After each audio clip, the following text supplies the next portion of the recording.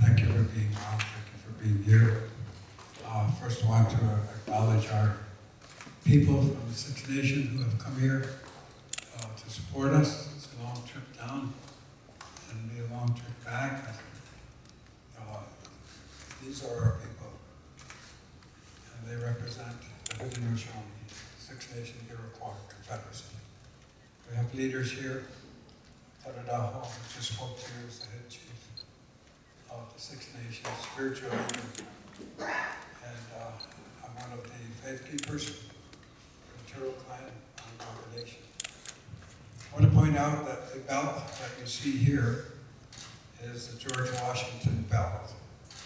This belt was commissioned by George Washington for the 1794 treaty. And this is important for the general American public to know that the first president of the United States was making wampum belts.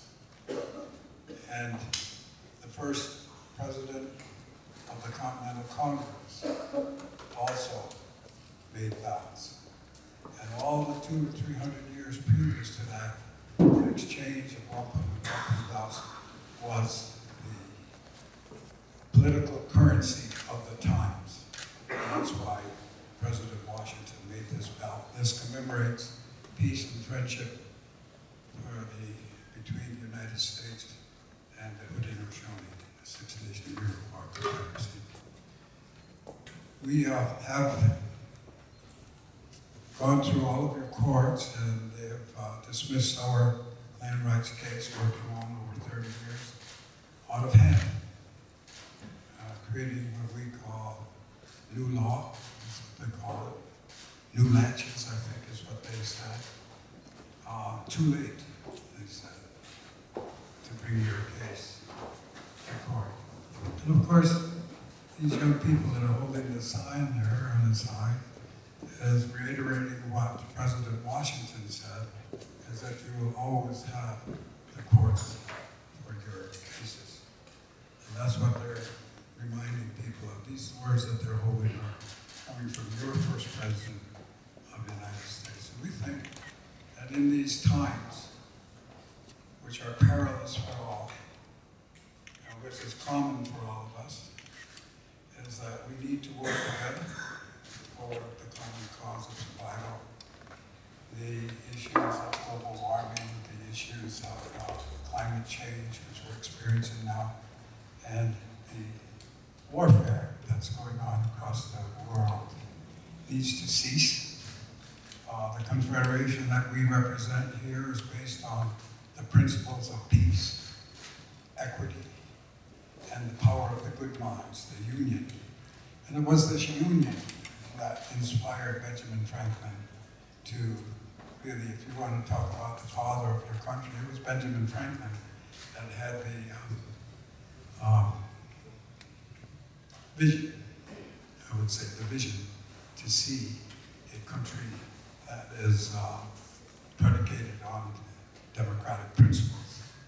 Sitting with me here are some of the chiefs from the Confederacy, and also behind me are the clan mothers. And the clan mothers have common duties with the leaders here, that we split this work equally, and this is where the idea of women being involved in the development of governance and so forth, firmly installed over 1,000 years ago. As I remember, it was somewhere around 1924, 1920, when the women finally got a vote here. Prior to that, you couldn't call yourself a democratic nation, not with 30% or 50% of the population not voting. And of course, you must be reminded, we're old people. We've been here a long time. This is the current leadership that you see, and there'll be younger ones that are sitting here that will be taking our place. But I think that right now we have to talk about equity and justice. And it seems to us very strange indeed that the nation that inspired your people to make a union like ours is now being discarded and disregarded as very powerful agreements, land rights, justice. In today's times, justice is is what everybody seeks. The inequity that we see about the world today is where things have gone. And where we hold this fire, where we hold these principles tight, is at Onondaga, the seat of the Confederacy. And so we just want to remind you, and remind the American public that they have to learn and understand where this whole idea of union came from, and how many hundreds of years we worked with you prior to you becoming a union. And so with that, I'm going to turn this over to our lawyer to explain just what happened with the land rights. This is Joe Heath.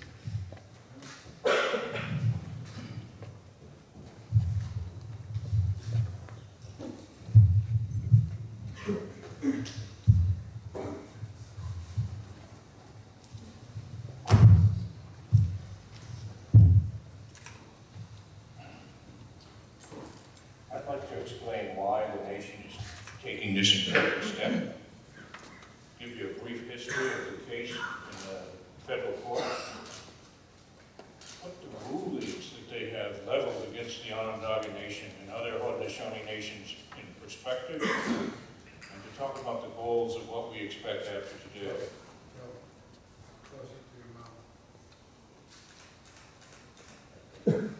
We're here today because the U.S. courts have denied justice to the Onondaga Nation and the Haudenosaunee. They made up a new rule almost immediately after we filed our land rights action in March of 2005. This rule only applies to Indian nations, no one else. What they said to the Onondagas is, your treaties are too old. The rights that we promised you in that treaty are too old. And if you raise them now, it might disrupt the settlers that took over your land after we removed you. That's the rule of law that the Supreme Court and the Second Circuit have made up in the last 9 years and used as the excuse to dismiss the Onondaga land rights action. We'll return to that rule in a moment. Briefly, I want to review our case in federal court. We filed on March 11th, 2005. The Supreme Court, 18 days later, decided the Sherrill case against the Oneida Nation, where they said they were using an old equitable principle of latches, except that they won't really, come back to that. Based upon the Sherrill decision, the Second Circuit then dismissed the Cayuga Land Rights Act claim in June of 2005. Eventually, the circuit dismissed the Oneida case in August of 2010. And at that point, the district court judge felt compelled to dismiss the Onondaga case in September of 2010. We appealed to the Second Circuit. I got to argue that appeal on Columbus Day, 2012. Columbus Day, which is historically ironic, given that U.S. Indian law is based upon the doctrine of Christian discovery, a medieval, Eurocentric doctrine that claims that when these civilized nations come upon lands where there are no Christians, the title to the land immediately transfers to the discoverer. That's the basis of U.S. Indian law. It's the first footnote in the Sherrill case, referring back to the 1823 Johnson versus McIntosh decision. We never even got a day in court. We had about 2 hours argument in the district court. I got a whopping 10-minute argument in the circuit. So, because there is no justice in the U.S. courts, we are taking these human rights violations to the international forum. These are the papers that were filed electronically late yesterday. It's a 40-some page single-spaced petition talking about the theft of the land originally, the environmental harm to the land and the water and the people, and then the fact that the U.S. courts have no remedies for treaty violations. Then we have about 155 pages of exhibits to support the petition. So let's talk about equity.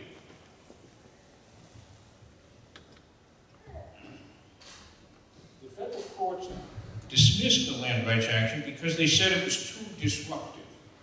Very interesting term if we think in historical terms. They ruled that it was just not fair to raise these important issues in historic arms. They made up a new defense, and we now have separate but equal, or not equal, principles of law that only apply to Indian nations and no one else. New York never denied that it took the land illegally. They never denied that they violated the treaties, the Constitution, and the federal law. And yet our courts have the nerve to label this new law as equity. They've thrown out all the historic rules of equity. This is patently absurd. To me, with 40 years of civil rights practice, I find it shameful that the courts have acted this way on these historic problems. We can't have rules that just apply to Indians. That certainly isn't fair or equitable. When we talk about equity, we're supposed to talk about the balance of harms to each party. If they want to talk about disruption, they should at least acknowledge the horrible disruption that the Onondaga people have endured.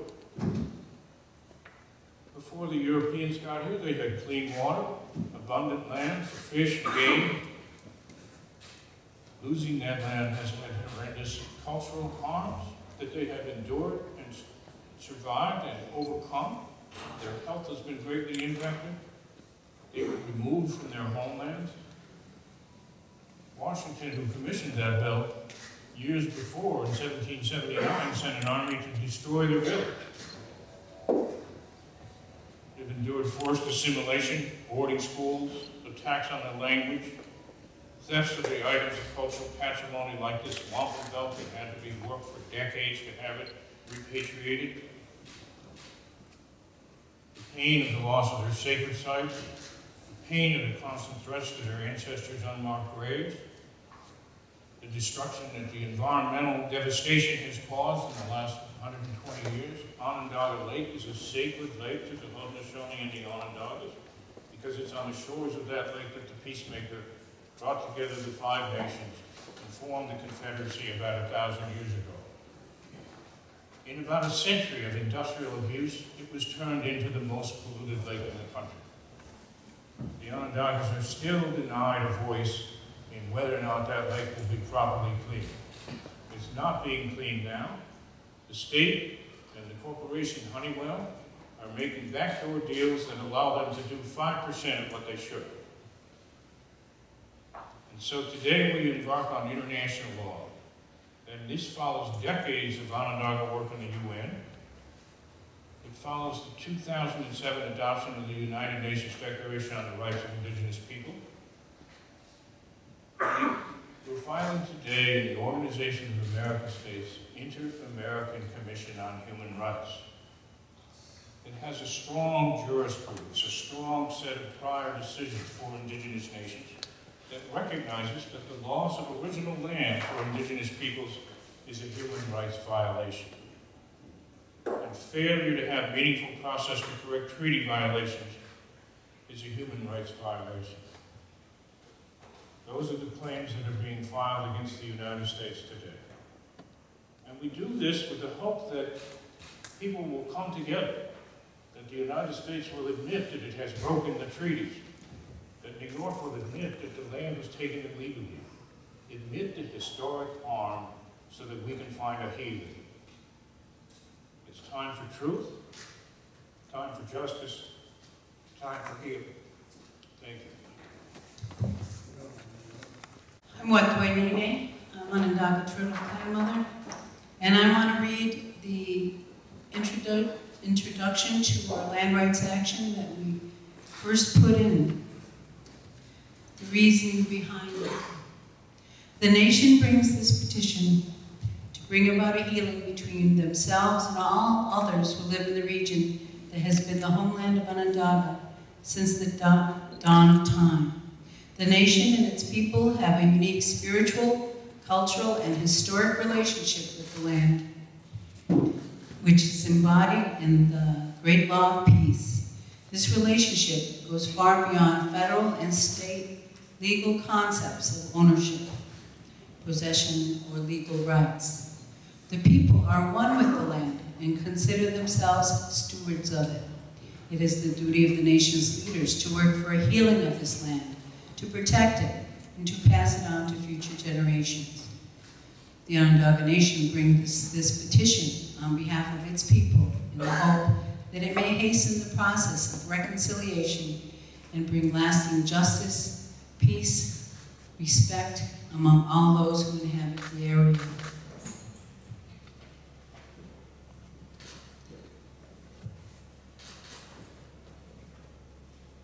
We bring this land rights action to seek a healing, and healing includes the persons or peoples who have caused that injury to admit it.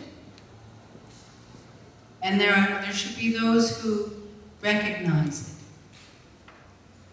it. And we would wonderfully love to share in a respectful way this life where we can stand strong and not have to defend ourselves continually, and be who we are and continue on into the future.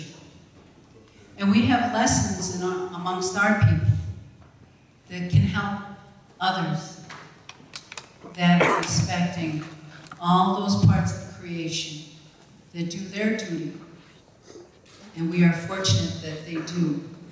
And we thrive as human beings because they do. Unfortunately, too much of the natural world is seen as a source of financial growth and is not respected. And we are seeing the results of this kind of thinking in the world now. And we are, unfortunately, all subject to the unhealthy weather. We went 15,000 years with wonderful weather that most of us could handle, and now it's beginning to change. So we would like to freely go about and be who we are and have more access to our homelands.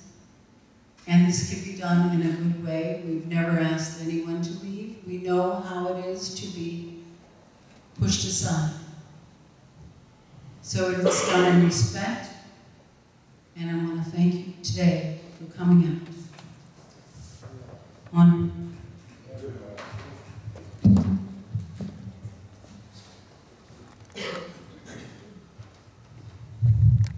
So now, if you have any questions or thoughts or something perhaps we can exchange, we open it up for questions. How are you going to become stewards of land that has been taken from you? What do you expect the new, quote, owners to do? That will be the help. Public opinion, the court of public opinion is where we're going with this. And to illustrate to the world at large that there needs to be justice at the fundamental level. And what more justice than the original people of this great continent here, Turtle Island we call it.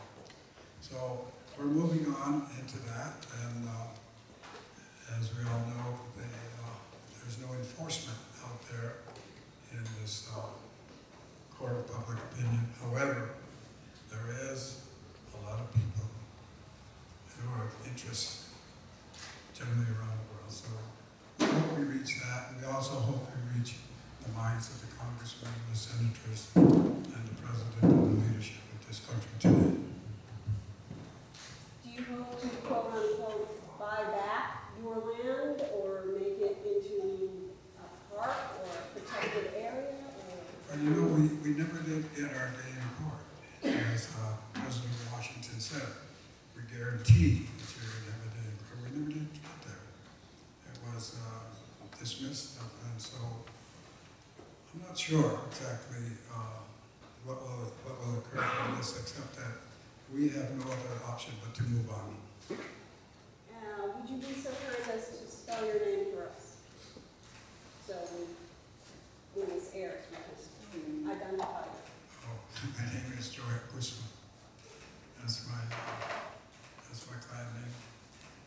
English name is Oren Lyons, O-R-E-N-L-Y-O-N-S. Leo, sometimes. Thank you. Can you consider this to take it to the Supreme Court before an international court? You know, you're speaking to somebody who can't hear very well. So you really have to speak up. Haven't you considered this to take it to the Supreme Court before going to international court like that?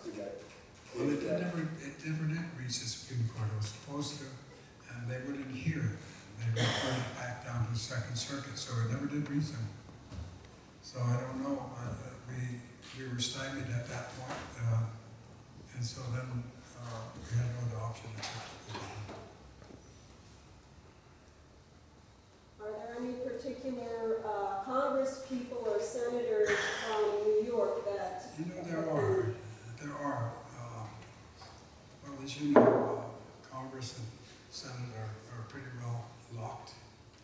A long time ago, we said to them when we were beginning this whole event, we reach our decision by consensus. And they chose the quicker way, which is a vote. And we said at that time, we think you're going to see some problems with that. And then also at that time, our leaders asked them, where are your women? Where are the women here? And so those answers did not come, but now we're looking at the result. And so now we're in a very serious situation, I would say, where world leadership should be stepping forward and have long-term vision, as we said. This confederacy was based on the great law of peace. And the peacemaker at the time that he presented this instructed our leaders that when you sit in your council for the welfare of the people, think not of yourself, nor of your family, nor even your generation. Make your decisions on those bases, looking up from the earth, layer upon layer, each waiting their time unto 7 generations.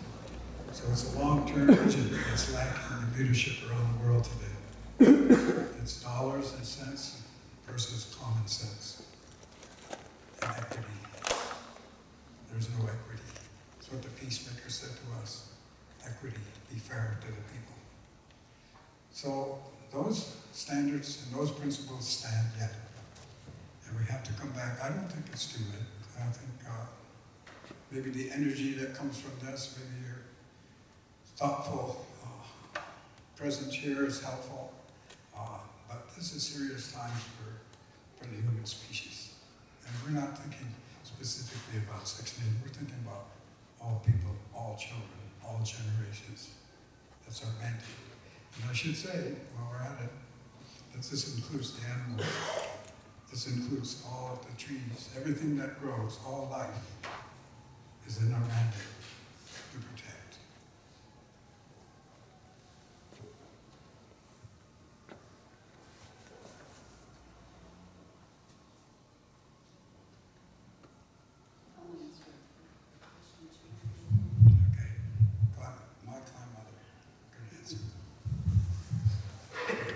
I want to answer that question about how can we make changes to and protect the environment when we don't have the access or the ownership of that land. How we would do it is to make our voice heard. And for years, we didn't have access to have people listen to our opinions. And the seaway was put in up in the St. Lawrence without the opinions of the Mohawk people who lived right on that river. And unfortunately, it went downhill from there and became very polluted. And it was a very difficult situation for the Mohawks. And those kinds of things go on without the input of our input. And so now one of the things we're seeking is that seat at the table to advise and be helpful in times where they're looking at cleaning up Mother Earth. And that is what we asked in our land rights action, that those parts of our area up near Onondaga Nation, south of Syracuse, to clean up Onondaga Lake, and there was a gravel pit that was threatening waterways just south of us in Tully, and then the other groups that were approached, but there were so many Superfunds up in our area, and it's a sad thing. So that is one of the things we did, was request that we have a seat at the table and be heard and help them clean up Mother Earth. Would you spell your name for us? I'm, what do we name? It's my Onondaga name. In English, I'm usually called Frida, F-R-E-I-D-A. Last name is Jacques, J-A-C-Q-U-E-S. I think the youngest representative we have here, if you would stand, and hold the youngest representative that we have here, young Onondaga girl. That's our mandate. Look out for her, look out for your children. This is very inclusive. We're not speaking about Onondaga, it's all children. Innocent.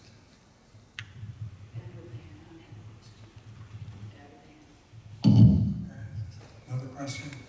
Yeah, could you tell us a little bit more about the Cuenta? Yes. We use the term Cuenta for welcome. And the Cuenta that you're referring to is the Turo over here. Right. That's an agreement we made with the Dutch in 1613, where we agreed that we would be friends, call one another brother. And that's where that came from. And we said that we will hold this agreement of peace and friendship for as long as the sun rises in the east and sets in the west, for as long as the rivers run downhill, and for as long as the grass is green. And that represents that. That's the grandfather of all the treaties that were going to come after that. And 371 ratified treaties by the United States, every one of them has been broken. So those are the things that we want to mend. I'm looking on behalf of the human species and all the rest of life as far as that goes. And that's the reason why we're here. And regardless of how things transpire, we'll never quit. Thank you. We'll never stop. And you're going to have to deal with us on it.